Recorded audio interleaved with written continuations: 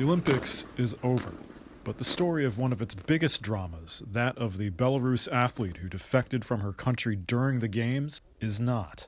Krystsina Tsimanouskaya fled to Poland last week after she says that her coaches tried to force her to run a race against her will, then tried to force her onto a plane back to Belarus when she refused.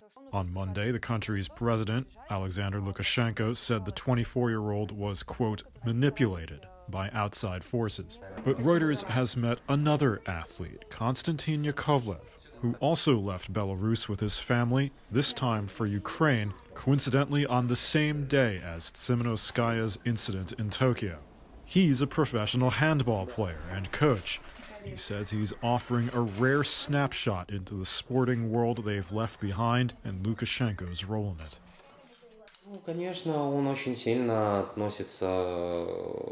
He very much refers to sports like his own toy. And this toy began to resist him, so to speak. It started doing things he didn't like.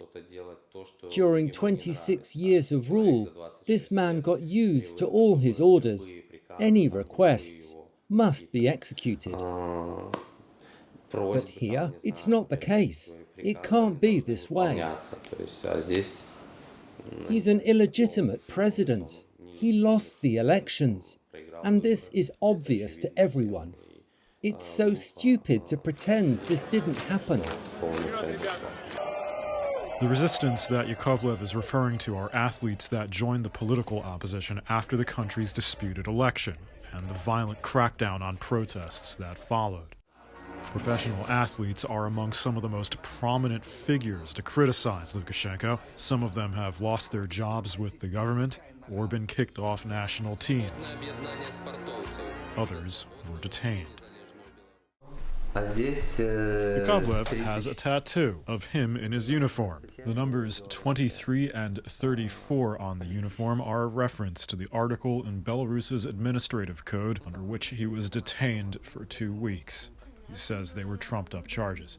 He also recalls a moment when his team won the national championship back in 2007. They were about to go on vacation, when instead they were told to stay put and put on a pretend practice session for a special visitor. It was Lukashenko. He came. We've been waiting for him. It was a big show. We had to put on our full uniforms. Back then, we probably treated it like it was fine. But now I understand how weird it was. The sports minister, it was Grigorov, if I'm not mistaken, came to us and said, "Boys, please don't fail." There were instructions about how we couldn't approach him. So many rules. In sports, we've definitely made a huge step back.